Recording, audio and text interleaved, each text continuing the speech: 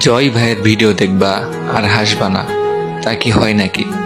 তো আমি আজকে আবার একটা ফানিম্যান জয় ভাইয়ের ভিডিও নিয়ে চলে আসলাম। তো ভিডিওটা ফুল দেখো, ইনশাল্লাহ তোমাদের যতই মুড অফ থাক, যার যতই মুড অফ থাক, সবার মুড ভালো হয়ে যাবে। আর যারা যারা ভিডিওটা দেখে হাসবা না, আমি প্রত্যেকটা ভিডিওতেই বলি যে আমি যেগুলো ভিডিও শেয়ার করি আগেই বলে দিই যে যদি আপনাদের এই ভিডিওটা দেখার পরে হাসি না পায়, সবাই আমাকে আনফলো করে দিবেন।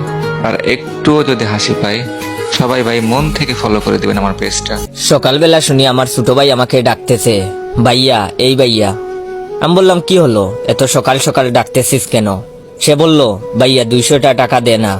আমি বললাম এই 7 সকালের টাকা দিয়ে কি করবি? সে বলল দে না ভাইয়া, দরকার আছে। আমি বললাম আগে বল কি দরকার, তারপর দিব। সে বলল বলতে পারবো না, টাকাটা খুব দরকার, আমার লাইফের প্রশ্ন ভাইয়া। আমি বললাম বলতে পারলে বল টাকার কি দরকার, না হলে ফুট এখান থেকে, আমার কাছে টাকা নাই। আগে বল কি দরকার, তারপর ভেবে দেখবো টাকা দেওয়া যায় কিনা। সে বলল, ভাইয়া অনেক দিন থেকে একটা মেয়েকে ভালোবাসি, কিন্তু বলতে সাহস পাই না। আজ অনেক কষ্টে মনের সাহস জুগিয়েছি, কিন্তু পকেটে সাহস নাই, টাকাটা দে না ভাই। আমি ওর কথা শুনে থ হয়ে রইলাম। আবার বলতে লাগলাম, সাব্বাস ভাই, এই না হলে আমার ভাই, আমার মানিব্যাগ থেকে টাকাটা নিয়ে যা। কিন্তু কথা হলো 200 টাকা দিয়ে কি করে হবে বল, 500 টাকা নিয়ে যা। সে বলল না ভাইয়া 200 টাকা দিয়েই হবে, 3টা গোলাপ 150 টাকা আর একটা ডেইরি মিল্ক 10 টাকা হয়ে যাবে ভাই। আমি বললাম আচ্ছা, আমার নতুন জুতাটা নিয়ে যা ভাই, দেখতে ভালো লাগবে। আর শুন, যদি প্রপোজ করার পর রাজি না হয় তাহলে কোনো কথা নাই, উদুম কেলানো শুরু করবি। সে বলল দোয়া করবেন ভাই, যেন সফল হয়ে বাড়ি ফিরতে পারি। আমি বললাম বেস্ট অফ লাক ভাই। সে বলল থ্যাংক ইউ ভাই, আসি তাহলে। আমি বললাম ওকে ভাই যা। ছোট ভাইকে বিদায় দিয়ে ঘুম থেকে উঠলাম। যাই হোক, এবার ফ্রেশ হয়ে আসি গিয়ে। আপনাদের তো পরিচয়টাই দেওয়া হলো না। আমি জয়, আপনাদের জানাই আছে, নতুন করে বলার মতো কিছু নাই। নতুন করে বলার মতো শুধু এইটাই, এতক্ষণ যার সাথে কথা বলছিলাম সে আমার ছোট ভাই আরিফ। এই বছর ক্লাস 6-এ উঠলো। ওর সম্পর্কে আর কি বলবো, এমনিতেই বুঝতে পারবেন। যাই হোক, গল্পে ফেরা যাক। আমি ফ্রেশ হয়ে হালকা একটা নাস্তা করে বাড়ি থেকে বেরিয়ে পড়লাম। একটা চায়ের দোকানে বসে আপন মনে সিগারেট ফুঁকতেছি। এর মাঝেই হঠাৎ মোবাইলের রিংটোন বাজতে লাগলো।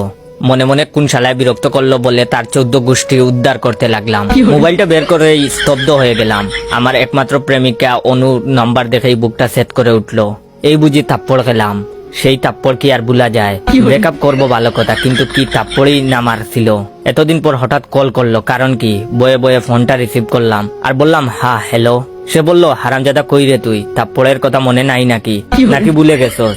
আমি বললাম হ্যাঁ মনে আছে তো, কি থাপ্পড়টাই না মারছিলা? আচ্ছা এই তুমি কি মানুষ না অমানুষ বলো তো? একে তো ব্রেকআপ করছো, আবার যাওয়ার সময় কিনা 2 গালে গুনে গুনে মুখ 10টা থাপ্পড় মেরেছিলা। সেই থাপ্পড় কি আর ভুলা যায়?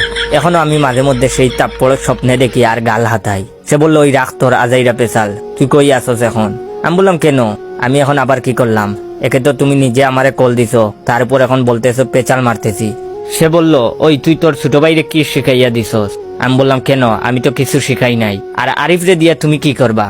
ও আমাদের বংশের একমাত্র ভালো ছেলে, ওর নামে কিছু বললে আমি কিন্তু সহ্য করব না।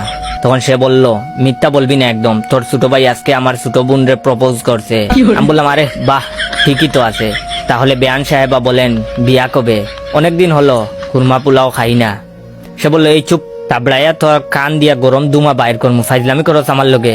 তখন আমি বললাম আমি আবার কি করলাম? সে বলল, আমার বোন প্রপোজালে রাজি হয় নাই, যার ফলে তোর ভাই আমার বোন সুমিকে ইচ্ছা মতো পিড়াইছে। আমি বললাম সাব্বাস, এই না হলো আমার ভাই, আমার অপমানের প্রতিশোধ নিছে আমার ভাই। সে বলল, তোর বাইরে বাঁচাইতে চাইলে এক্ষুনি লেকের পার আয়। আমার বুঝতে আর বাকি রইল না, কাহিনী জটিল। তাড়াতাড়ি ফোনটা কেটে দিয়ে লেকের দিকে দৌড় দিলাম। আগে বাইকে বাঁচিয়ে নিয়ে আসি, পরেরটা পরে চিন্তা করা যাবে। লেক বেশি দূর না, তাকায় 20 মিনিটের বেশি সময় লাগলো না। দেখি ছোট ভাইকে অনু হাত দিয়ে ধরে রেখেছে। সুমির দিকে তাকিয়ে দেখি তার নাকের মাথা লাল হয়ে গেছে। তখন অনু আমাকে দেখে বলল, তোর ভাইয়ের বিচার কর, তা না হলে কি করব? বলেই আরিফকে আমার দিকে এগিয়ে দিল। অনুর হাত থেকে ছাড়া পেয়ে আরিফ বিদ্যুৎ গতিতে দৌড়ে গিয়ে সুমিকে গুমুর গুমুর করে কিল শুরু করলো। এমন পরিস্থিতিতে আমি আর অনু দুজনেই হতবাক হয়ে গেলাম।